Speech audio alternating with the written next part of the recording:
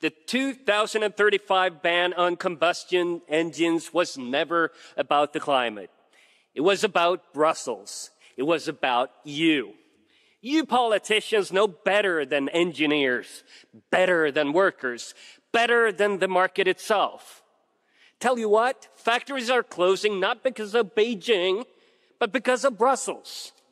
The EPP now admits the ban was a mistake.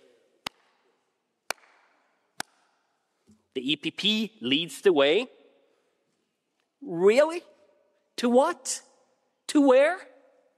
But the EPP chair, Manfred Weber, promised Europeans the end of the combustion engine phase-out. When? We have a center-right majority. Why are you so afraid to use it?